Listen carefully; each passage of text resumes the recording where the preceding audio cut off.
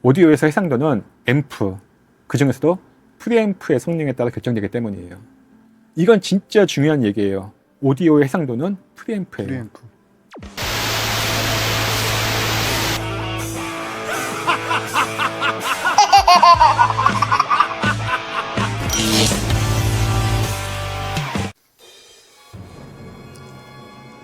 안녕하십니까, 한지훈입니다. 오늘도 제 옆에는 변함없이 박찬님 나와 계십니다. 안녕하십니까. 반갑습니다. 말려 교양곡 시리즈를 시작하면서 편집과 자막 싱크에도 좀 더 신경 쓰고 BGM도 깔고 하다 보니, 그리고 그 무엇보다 할 이야기가 너무 많다 보니 영상을 많이 덜어냈는데도 30분이 훨씬 넘는 영상들이 만들어지고 있습니다. 우리 녹화할 때 되게 오래 하잖아요. 그만큼 노동 강도가 커지고 있다는 뜻이지만, 그 영상으로 여러분이 즐거우셨다면 저는 그걸로 만족합니다. 그래서 이번 영상도 열심히 촬영하고 편집하겠습니다. 그럼 오늘은 무슨 이야기부터 시작해 볼까요, 작가님? 지난 영상에서 우리가 스피커 이야기만 하고 앰프 이야기는 하지 않았잖아요. 그래서 오늘은 앰프 이야기부터 시작해 볼까 합니다.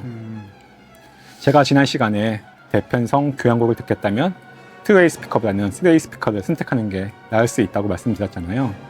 그리고 그 이유가 좀 더 다양한 악기의 고유한 음색을 잘 표현할 수 있어서 쓰리웨이 스피커를 추천한다고 이야기했고요. 이걸 공학적으로 표현하면은 무슨 단어를 쓸 수 있을까요? 예, 저 공부 열심히 하겠습니다.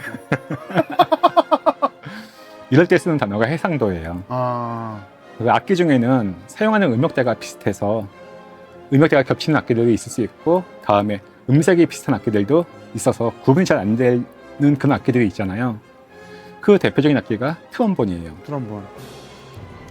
학교 때 그 밴드부에서 트럼본 부셨다고 했잖아요. 네, 트럼본. 예, 트럼본이 저음역대에서 생각보다 꽤 넓은 음역대를 커버하고 있죠.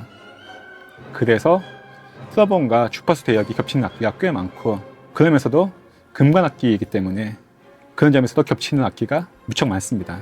대표적인 게 유포니움이라는 악기예요. 유포니움이라는 이름 처음 들어보셨죠? 일단 금관 악기이고 트럼본과 대역이 거의 같아서 소리가 매우 비슷합니다. 차이점이라면은 트럼본은 슬라이드 방식이죠. 근데 유포니움은 피스톤 방식이에요. 트럼펫처럼. 그러니까 트럼펫처럼 피스톤을 개방하는 정도로 음의 높낮이를 조절한다는 차이점 외에는 거의 비슷해요. 그 외에도 목관 악기이긴 하지만 바순도 음색이 되게 비슷하고요. 실제로 옆에서 들어보면 되게 비슷해요. 바순이랑 트럼본이. 현악기 중에서는 비올라가 주로 이런 포지션을 차지하고 있는데요. 비올라랑 첼로가 음색이 굉장히 비슷하죠.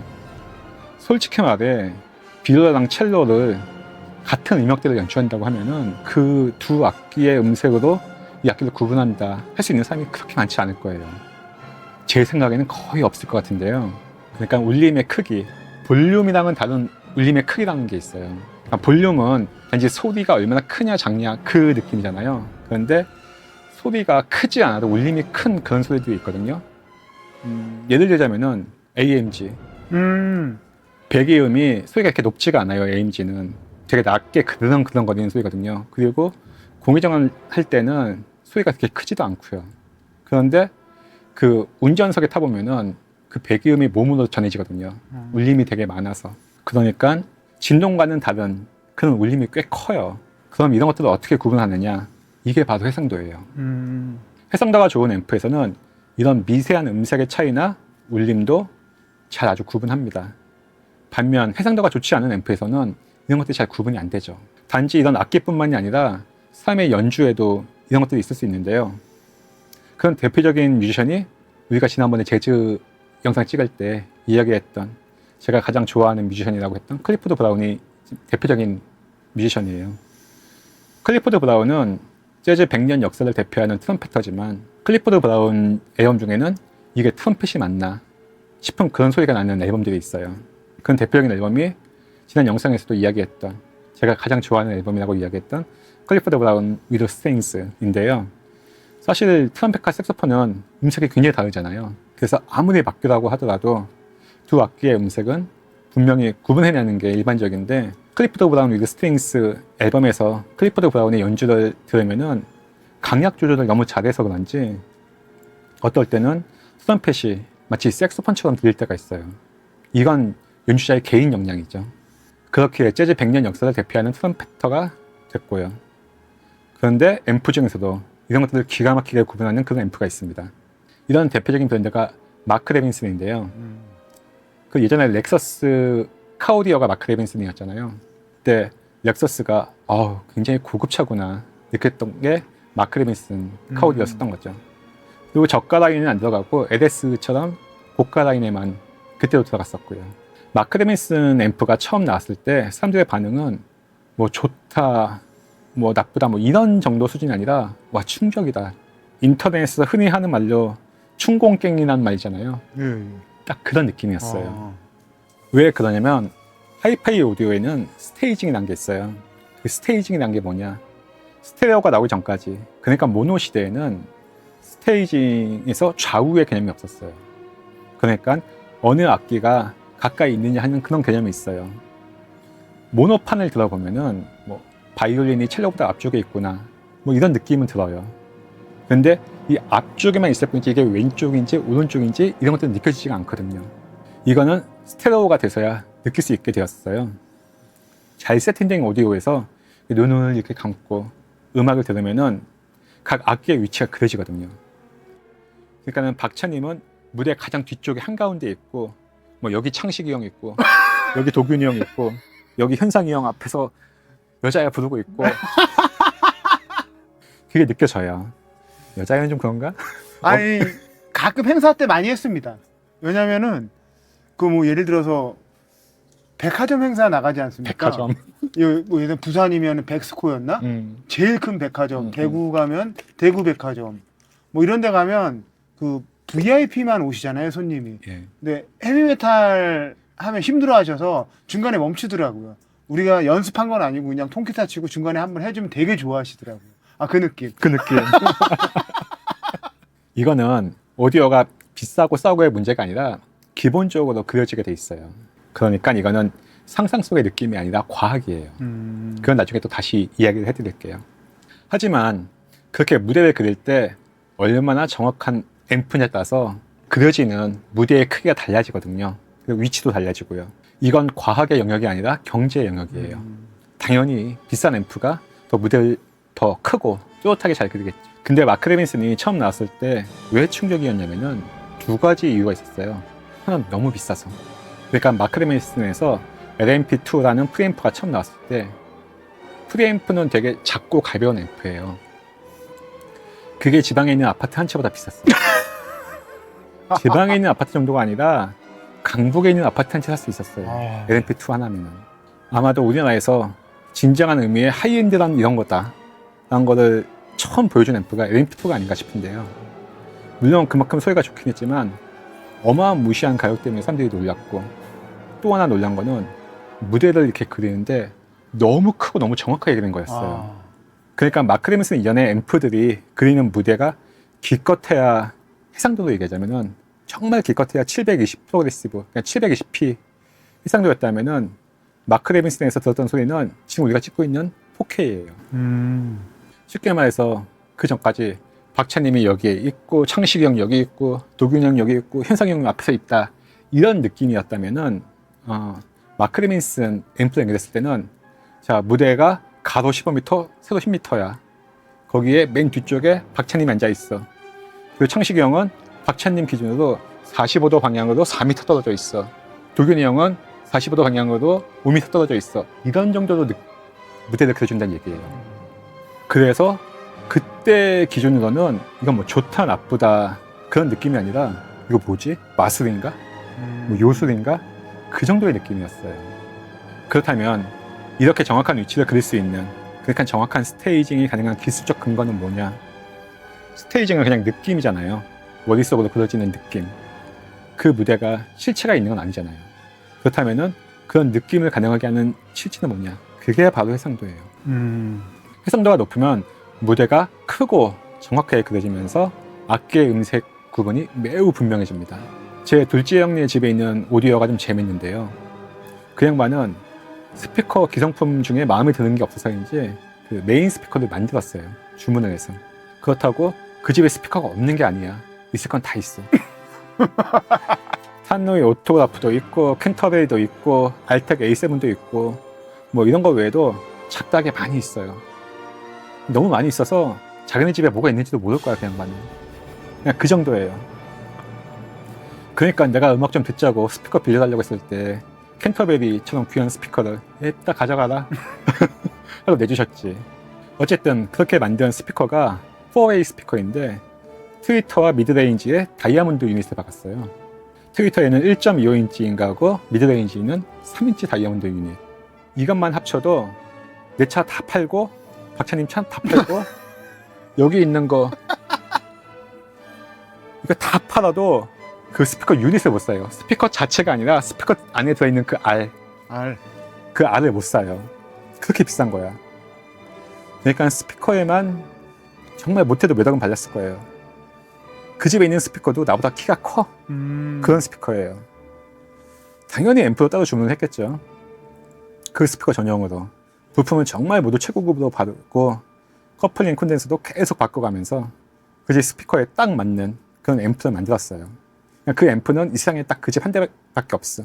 그렇게 한번 만들고 끝이 아니라 또 계속 뭔가를 업그레이드 해. 지금도 그 앰프 제작자는 그 형님 댁에 자주 가요. 자, 그렇게 해서 만든 오디오로 음악을 들으면 어떤 느낌이냐면은 오디오쟁이들이 좀 뻥이 심해요. 이런 식으로 표현을 해. 이 시스템에서는 바이올린 연주할 때 활에 붙은 송진이 떨어지는 그런 느낌까지도 표현합니다. 뭐 이런 식이에요. 근데 이게 말이 안 되는 게 레코딩을 할 정도의 바이올린이라면은 정말 최소한 억 단위에서 뭐 스타디바리나 과르넬리 같은 것들은 200억, 300억씩 하거든요. 바이올린 한 대. 연주를 하기 위해서라면은 당연히 송진을 바르긴 해야 돼요. 송진을 안 바르면 소리가 안 나요. 근데 그걸 정말 최소한으로 바르고 송진도 레더우드 비스포크라는 송진이 있어요. 그게 되게 비싸거든요. 걔는 잘 날리지 않아요. 송진 가루가. 그런 송진을 써요. 정말로 송진이 날려서 그게 바이올린 위에 자리를 잡으면 그 악기 버리는 거예요. 그 악기 하나가 서로 있는 빌딩 한 채인데 그걸 그렇게 관리하겠냐고. 하다못해 이렇게 뭐 스트라디바리니 과르넬리니 이렇게 비싼 악기뿐만이 아니라 내가 쓰던 일제 스즈키 바이올린도 연습 끝나면은 제일 먼저 송진부터 닦았어요. 그러니까 송진 닦는 거부터 배웠어요. 바이올린을 배울 때 연습 끝나면 송진부터 닦아야 된다. 안 그러면 송진이 떡져서 결국에는 악기를 못 쓰게 돼요. 제가 지난 영상에서 자막으로 비발디의 조화의 영감 6번 1악장이 서드 포지션 연습곡이라고 했잖아요. 내가 이걸 어떻게 알겠어? 바이올린을 했으니까 알지. 8분의 1 사이즈부터 시작했어요. 그 바이올린 하신 분들은 이게 무슨 말인지 아실 거예요. 8분의 1 사이즈가 한 5살, 6살? 그 정도 애기들이 쓰는 굉장히 작은 바이올린이거든요. 그냥 그때부터 바이올린을 했다는 얘기죠. 어쨌거나 송진이 날리는 느낌까지 표현한다는 건 진짜 완전 뻥 중에 뻥이에요. 근데 그 집 오디오에서 음악 들으면은 진짜 그런 게 보이는 듯한 느낌이 들어요. 정말로. 그 정도가 아니야. 그런 오디오일수록 딱 핀포인트로 가장 소리가 좋은 자리, 그러니까 음상에 맺히는 그런 자리가 있어요. 그럼 그 집에는 그 자리에 뭐가 있겠어? 1인용 소파가 있겠지. 뭐 이태리인지 스웨덴인지 하여튼 존나 비싼 1인용 명품 소파가 있어요. 이렇게 딱 다 있지. 다 이렇게. 그렇지. 거기 앉아서 여자 보컬 같은 거 듣다 보면은 정말 소름이 쫙 끼칠 때가, 정말 소름이 쫙 끼칠 때가 있어요. 왜? 아무도 없는데 앞에 사람이 있는 것 같은 느낌이 들어서. 아니 작가님은 수많은 스피커를 보셨는데 그런 느낌이 아직도 오시나요? 가끔 그럴 때가 있어요. 근데 그 집 가면 그래요. 그냥 그런 스피커가 사실 몇 개 없어요. 제가 타이달이라는 회사에서 나온 아키라라는 스피커 들었을 때 이거 딱 그렇구나 하고 그 사운드미러 스튜디오에서 800D4로 음악 들었을 때 800D4로 핑크 플로이드의 타임 들었을 때 타임뿐만이 아니라 그 다크사이드 오브 더 문 앨범 들었을 때 정말 소름이 쫙 끼치더라고요. 근데 그 형님 집의 오디오가 딱 그런 느낌이었어요. 그러니까 아무도 없는 사람이 있다는 게 어떤 느낌이냐면은 그 여고백 회담 보면은 갑자기 귀신이 이렇게 순간 이동해서 내 앞에 다가오잖아. 그 비슷한 느낌이 들어요. 근데 그 집에 있는 다른 앰프, 그 집의 앰프가 그거 하나밖에 없겠냐고. 그 집에는 마란츠 1 프리앰프랑 마란츠 2 파워앰프가 있어요. 알기 쉽게 얘기하면은 앰프의 역사 중에 하나인 그런 앰프예요. 오디오의 역사에 딱 이름을 올릴 만한 그런 앰프예요. 대단하네요. 예. 그게 최소한 6, 70년은 된 그런 앰프인데 거기서는 진짜 엊그제 박스 뜯은 것 같은 그런 민트급 컨디션의 마란츠 1이랑 마란츠 2가 있어요. 좀 전에 제가 들었던 그 따로 제작한 스피커에 이 마란츠 1 앰프랑 마란츠 2 앰프를 연결하면 어떻게 될까? 송진은 무슨 얻어 죽을 송진이고 귀신은 무슨 얻어 죽을 귀신이야. 그딴 거 없이 그냥 앰프가 출력이 딸려서 허덕허덕거리는 소리밖에 안 나요. 자, 왜 이러느냐? 오디오에서 해상도는 앰프, 그 중에서도 프리앰프의 성능에 따라 결정되기 때문이에요. 이건 진짜 중요한 얘기예요. 오디오의 해상도는 프리앰프예요. 프리앰프. 왜 그러느냐? 음원의 해상도 정보가 담긴 소스 기기, 그러니까 뭐 CD핀이, DA 컨버터니, 턴테이블이니 에서 나오는 신호들은 신호가 아주 약해요. 프리앰프는 이 아주 약한 신호를 가장 먼저 받아서 그 신호를 정리하고 볼륨을 조절하는 그런 역할을 하고요. 이때 프리앰프의 성능이 떨어지면 아주 그 미세한 소리 성분, 그러니까 악기의 잔향, 숨소리, 공간감 이런 것들이 노이즈에 묻혀 완전히 사라집니다. 그리고 한번 사라진 해상도는 뒤에서 아무리 좋은 프리앰프를 연결해도 되살릴 수가 없어요. 제가 프리앰프에서 파워앰프로 가는 인터 케이블은 알리에서 산 5만원짜리 쓰고 있어요. 그리고 스피커 케이블은 빈티지 웨스턴 일렉트릭 주석 도금선 쓰고 있고요. 근데 DA 컨버터에서 프리앰프로 가는 인터 케이블은 400만원이 넘는 실텍 인선 케이블 쓰고 있어요. 그거는 케이블이 구리가 아니라 은으로 만든 케이블이에요. 그걸 쓰는 이유가 바로 이런 이유예요. 게다가 오디오에서 해상도는 단순히 선명함 뿐만 아니라 악기 간의 거리, 그러니까 무대의 넓이와 크기, 이걸 한마디로 정리하면은 아까 말했던 스테이징이 이거예요. 이 스테이징의 틀을 짜는 그런 기계가 바로 프리앰프예요. 프리앰프. 예. 제가 지난 영상이나 제 책에서도 프리앰프의 중요성에 대해 막 침을 튀겨가며 이야기했는데요. 지금 월드컵 시즌이니까 오늘 월드컵 하는 날이죠. 축구에 비유하면은 제가 정말 이 팀 정말 대단했다 했던 팀이 98년도 프랑스 월드컵 때 프랑스였어요. 프랑스. 그때 아트사커라고 막 난리 났었잖아요. 예. 그때 프랑스가 우승했고 그때 미드필더가 누구예요? 기억나요? 지단. 예, 맞아요. 지네딘 지단. 우리나라 치면은 지금 누구? 이강인. 농구에 비유하면 포인트 가드. 예전에 샤킬 오닐이 LA 레이커스 가기 전에 올랜도 매직에 있었잖아요. 예. 그때 올랜도 매직이 역사도 되게 짧고 샤킬 오닐 외에는 뭐 딱히 이렇다 할 스쿼드도 없었어요. 기껏해야 호레이스 그랜트. 호레이스 그랜트가 파워포워드였잖아요. 이 곡을 끼고 나왔던 선수. 그 정도인데도 마이클 조던이 이끄는 시카고 불스에 비빌 정도였어요. 왜? 그때 앰퍼니 하더웨이란 어마어마한 포인트 가드가 있었어요. 비슷한 팀이 존 스타턴이 이끌던 유타 재즈.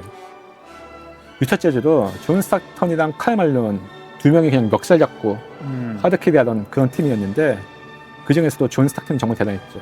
존 스타턴이 포인트 가드잖아요. 야구는 더 잘할 수 있어요. 양키스가 악의 제국 시절, 그냥 90년대에서 2000년대 넘어가 그 무렵에 투수 스쿼드를 보면은 그냥 양키스 팀이 지구 방위군 야구단이에요. 로저 클레멘스, 마이크 무시너, 데이비 콘, 엘 두케, 앤디 페티트. 그 마무리에는 마리아노 리베라. 그 엔터샌드맨의 마리아노 리베라. 근데 이 선수들이 이렇게 잘 던질 수 있었던 거는 이 투수들이 뛰어난 것도 있지만은 호대의 포사다라는 포수가 있었기 때문이에요. 그리고 그 포사다 이전에는 조 지라디라는 포수가 있었고, 일본으로 넘어가면은 H2란 야구 만화가 있어요. 그 야구 만화를 보다 보면은 안경 쓴 포수를 조심하라는 말이 나와요. 그런 대사가 나와. 포수가 안경 쓴다는 게 좀 이상하잖아요. 근데 실제로 그런 포수가 있었어. 그 안경 쓴 포수의 모델이 야쿠트 스와로즈의 후타 아치야라는 포수가 있었는데, 사실 야쿠트 스와로즈는 우리로 치면은 하나하나 롯데 같은 그런 팀이거든. 팬들의 인내심이 좋아. 여기도 팬이 보살인 그런 팀이야. 근데 1990년대부터 밥 먹듯이 우승을 하기 시작한 거예요.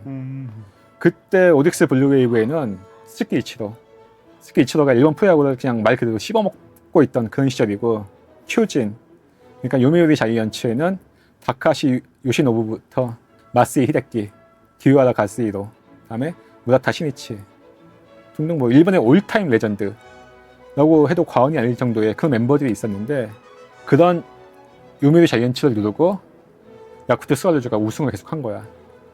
왜? 노무라 카치야란 감독이 부임하고 후타 아치야가 포스 마스크 쓰면서부터 그렇게 된 거예요. 그러니까 구기 종목에는 팀의 체질을 바꿀 수 있는 포지션이 있는데, 그게 농구에선 포인트 가드, 축구에선 미드필더, 야구에선 포수이고, 오디오에선 그 역할을 하는 게 바로 프리앰프예요. 프리앰프. 그렇다면 파워앰프는 아무런 역할을 하지 않느냐? 아니죠. 파워앰프의 성능이 부족하면 스피커의 우퍼를 제대로 제어하지 못해 저음이 번져요. 저음이 좀 벙벙거린다고 표현을 해요. 그리고 벙벙거리면서 저음이 흐려지는데, 이거는 단지 저음만 흐려지는 게 아니라 중고역대의 해상도까지 가리는 그런 결과를 낳습니다. 그래서 파워앰프도 프리앰프의 수준을 받쳐줄 수 있는 그런 파워앰프를 써야 한다는 거예요. 그러니까 농구할 때 강백호가 왼손은 거들 뿐, 그 왼손 정도의 역할은 충분히 해야 된다는 거죠. 바로 이런 이유로 우리나라에서 유명했던 프리앰프들의 성향을 보면 우리나라 사람들의 음악 듣는 성향을 알 수 있어요. 한때 TR 프리앰프의 3대장이라고 사람들이 좋은 프리앰프 3개를 꼽았었거든요. 제일 첫 번째가 마크 레빈슨 넘버 26, 다음에 첼로의 1메가옴, 스펙트랄의 DMC20을 TR 프리앰프의 3대장으로 불렀어요. 이 앰프의 특징이 뭐냐? 스펙트럴 앰프는 지난 영상에서도 이야기를 했었는데, 새 앰프의 공통점이 소리의 입자가 아주 가늘어요. 소리의 입자가 가늘다는 말이 어떤 의미일까요? 소리의 입자가 가늘다는 말이 어떤 의미냐면은 그만큼 세밀한 표현을 잘 한다는 뜻이죠.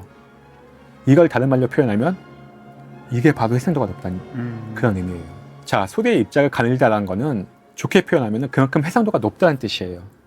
하지만 이걸 안 좋게 표현하면 그만큼 소리 입자 하나에 모여있는 힘은 적다는 그런 의미죠. 그러니까 이런 예가 괜찮을 것 같은데, 우리 국민학교 다닐 때 보면은 오잼이라는 거 쓰잖아요. 운동회 때. 그럼 오잼이 하면은 그 모래 집어넣어가지고 던지잖아요. 그거를 던져서 맞을 때랑 그만한 크게 짱돌을 던져서 맞을 때랑 어떤 게 더 아플까요? 짱돌이 아프지 않겠어요? 짱돌 맞으면 죽죠. 왜 그럴까요? 입자가 크니까 그만큼 에너지가 커서 그런 거예요. 그러니까 우리나라 사람들이 좋아하는, 우리나라 사람들이 3대장으로 불렸던 프리앰프는 모두 재즈나 팝보다는 클래식 대편성. 그 중에서도 오늘 이야기하는 말려 교향곡처럼 악기수가 아주 많은 대편성의 강점을 보인다는 거고, 이를 뒤집어 보면은 우리나라 사람들이 그걸 좋아한다는 얘기는 그만큼 우리나라 사람들이 클래식을 좋아한다는 의미도 될 수 있잖아요. 그렇다면 일본에서도 이 프리앰프들이 그렇게 인기가 있었을까요? 아니에요. 일본에서는 뭐 마란츠, 피셔, 맥킨토시 같은 프리앰프가 인기가 많았고 지금도 인기가 많아요. 왜? 이 앰프들은 따뜻하고 입자가 굵은 소리가 나는 앰프들인데 그게 재즈랑 잘 맞으니까 그런 거예요.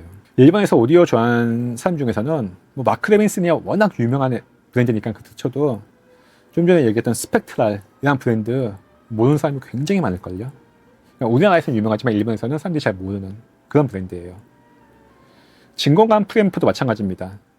진공관 프리앰프의 3대장을 꼽으라면은 일단 BAT의 VK5i 라는 프리앰프가 있고 CAT의 SL1 이라는 프리앰프가 있어요. 그리고 제가 쓰고 있는 오디오 리서치의 SP11 정도를 꼽는데 이 프리앰프들이 진공관 앰프치고는 이 세 개 모두 다들 해상도가 굉장히 높은 프리앰프이기 때문에 이 앰프들이 인기가 많았던 거예요. 자, 그러면은 해상도가 높으면 무조건 좋냐? 그건 아니죠. 이 세상에 예쁘고 착한데 똑똑하고 돈까지 많은 여자 본 적 있어요? 그런 사람이 있는지 모르겠지만 내가 능력이 부족해서인지 난 아직 그런 사람을 본 적이 없어요. 오디오도 마찬가지입니다. 지금 말했던 앰프들은 다들 말로 교향곡 듣기에는 정말 더없이 좋은 앰프들이지만 이 앰프들로 보컬 같은 걸 들으면은 이런 표현이 좋을 것 같은데 노래 부르기 싫은데 억지로 부르게 하는 그런 느낌, 뭐 그런 느낌을 받아요. 소리의 메가리가 없다는 거지. 그러니까 소리의 메가리라는 거는 오디오로 표현하면 소리의 밀도와 온도감인데 소리의 밀도와 온도감은 해상도와 반비례할 수밖에 없어요. 왜냐하면 이건 재생 주파수 대역이 좁아야 생기는 건데 아까 말했던 저 3대장 프리앰프들은 지상 주파수 대역이 무지하게 넓거든요. 그래서 이 세상에 해상도도 높은데 온도감도 따뜻한 그런 앰프는 없습니다. 그러니까 해상도와 온도감은 트레이드 오프의 관계이고, 그래서 여기에서 본인의 성향을 잘 매치해서 나는 해상도는 이 정도면 됐어. 대신 온도감은 이 정도 있어야 돼. 나는 온도감은 필요 없어. 해상도가 높으면 돼. 이거를 본인이 파악을 해서 선택을 해야 된다는 그런 의미죠. 그런데 지금까지 말했던 앰프들, 뭐 TR 앰프 3대 장인이, 진공관 앰프 3대 장인이, 이런 것들은 모두 클래식 대편성, 그 중에서도 만료 교향곡처럼 규모가 큰 대편성에 어울리는 그런 앰프들이라는 거죠. 작가님, 그럼 진공관은 진공관의 장점이 있고 TR은 TR의 장점이 있잖아요. 그럼 뭐 두 개를 잘 섞으면 더 좋은 소리가 나지 않을까요? 내가 써준 질문이지만 이 질문 좋아. 오히려 밥값했어. 아, 감사합니다. 내가 아리남이 써준 보람이 있네. 사실 이건 맞다 틀리다의 문제라기보다는 개인의 성향 내지는 가치관의 문제겠지만, 전 이런 시스템을 별로 좋아하지 않아요. 왜 그러느냐? 제가 느끼기에는 장점보다는 단점이 많다고 느껴지기 때문이에요. 예를 들어 봅시다. 먼저 프리앰프는 진공관, 그리고 파워앰프는 TR이라고 생각해보죠. 실제로 이런 조합으로 음악 들으시는 분들이 굉장히 많아요. 이런 조합을 하시는 분들은 진공관의 풍성하고 따뜻한 소리를 그대로 증폭해서 전체적인 소리는 풍성하고 따뜻하면서도 해상도 높고 저역을 잘 제어하는 그런 소리를 듣고 싶어서 이런 시스템을 만드셨을 거예요. 아마 지금 이 영상 보시는 분 중에 이런 식으로 진공관 프리앰프 쓰시고 TR 파워앰프 쓰시는 분들은 맞아, 내가 그런 생각으로 이렇게 시스템을 만들었지 하시는 분들이 굉장히 많으실 겁니다. 하지만 여기에는 몇 가지 문제점이 있는데요. 일단 일부 빈티지 진공관 프리앰프는 직류 성분을 완벽하게 차단하지 못하고 이거를 그대로 파워앰프로 연결줄 수가 있어요. 이런 앰프를 연결하면은 뒤에 연결된 TR 파워앰프에 무리를 주거나 심하면은 파워앰프나 스피커가 고장날 수도 있습니다. 전에 어떤 분이 댓글로 스피커 케이블에는 직류가 흐르는데 뭔 소리 하는 거냐, 뭐 이런 댓글을 단 적이 있었는데, 스피커 케이블에 직류가 흐르면은 어떤 일이 벌어지냐면은 처음에는 우퍼가 미친 듯이 튀어나왔다 들어갔다 해요. 그러니까 일반적으로 이렇게 소리 날 때 이게 아니라 이렇게 이런 움직임이 생겨요. 그러다가 조금 있으면은 저 스피커 안쪽에서 구리선 타는 냄새가 납니다. 그러다가 흰 연기가 나요. 그래서 저는 안 끄면은 앰프 쪽에서 구리선 타는 냄새가 나다가 흰 연기가 납니다. 그러다가 재수 없으면 앰프에 불이 붙기도 하고요. 이게 뭔 소리냐? 스피커랑 앰프가 사망한다는 얘기죠. 이런 직류를 DC 컴포넌트라고 하는데, 오디오를 망가뜨리는 주범이 바로 이 DC 컴포넌트예요. 이거는 한번 망가지면 수리가 불가능합니다. 트랜스를 바꾸지 않는 한 수리가 안 돼요. 게다가 진공관 프리앰프는 출력 임피던스가 굉장히 높고, 그에 비해서 TR 파워앰프는 입력 임피던스가 상대적으로 낮은 경우가 많은데, 이 비율이 맞지 않으면 임피던스 매칭이 맞지 않아 저음이 벙벙거리거나 고음이 깎이는 등 왜곡된 소리가 발생하기도 하죠. 프리앰프에서 증폭된 신호가 TR 파워앰프를 거치면서 진공관 특유의 잔류 노이즈나 험 노이즈가 증폭되어 들릴 수도 있고요. 이걸 유식하게 표현하면 신호대 잡음비가 급격하게 떨어지게 되는 겁니다. 그리고 결정적으로 진공관 프리앰프를 쓴다는 것에서부터 난 해상도는 포기했다, 뭐 이런 의미예요. 앞서 말했던 진공관 프리앰프 3대장은 진공관 프리앰프 중에서도 해상도가 높기도 손에 꼽는, 그러니까 S급 해상도를 가진 그런 기계들이지만, 이걸 TR로 가져오면 T껏의 B급이나 될까? 같은 가격의 TR 앰프랑 비교를 해본다면은 그냥 웃음만 나오는 딱 그런 수준이에요.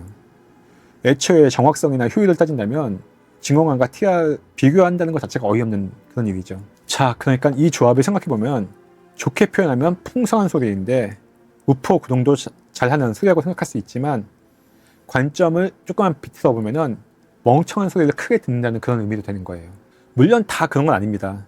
지금 우리는 만료 교향곡을 듣기 위한 시스템을 이야기하는 거니까 이렇게 이야기할 수도 있는 거지만, 뭐 딱히 엄청난 해상도가 중요하지 않은 장르. 그러니까 예를 들어서 빌리 할러데이의 I'm a Fool to Want You를 듣는다면 그 노래에서 엄청난 해상도가 무슨 의미가 있겠어요. 애초에 그 앨범은 1958년도에 녹음된 앨범이에요. 그리고 그 시대의 음악을 듣겠다는 것 자체가 나는 해상도 같은 거는 신경 쓰지 않겠다, 그런 의미고요. 그런 보컬 같은 경우에는 해상도보다는 온도감이 훨씬 더 중요하겠죠. 얼마나 목소리가 절절하게 들리느냐. 그러니까 우리를 표현하면은 심수봉의 뻥피를 얼마나 잘 살리느냐. 오디 하시는 분들이 심수봉 되게 좋아해요. 심수봉이 이게 또 죽잖아 그냥. 저도 좋아해요. 그러면서 스피커는 구동이 어려운 스피커를 쓴다면 TR 앰프가 좋은 선택이 될 수 있을 거예요. 정리하면은 BMW나 ATC의 3A 스피커에서 빌리 알러데이의 노래를 LP로 듣고 싶다. 그러면은 추천할 만한 조합이죠. 그럴 때는 이런 진공관 프리앰프와 TR 파워 앰프가 굉장히 좋은 조합이 될 수 있어요. 하지만 뭐 BMW나 ATC의 3A 스피커를 살 정도로 돈이 있는 사람이라면은 그냥 다 TR 앰프로 연결해서 시스템 하나 만들고 따로 다인 오디오의 작은 복시F 스피커에 적당한 인티 앰프 하나 연결하는 게 보컬 전용 시스템으로서는 좀 더 낫지 않을까 하는 게 제 생각입니다. 이번엔 반대로 TR 프리앰프의 진공관 파워 앰프의 조합을 생각해보죠.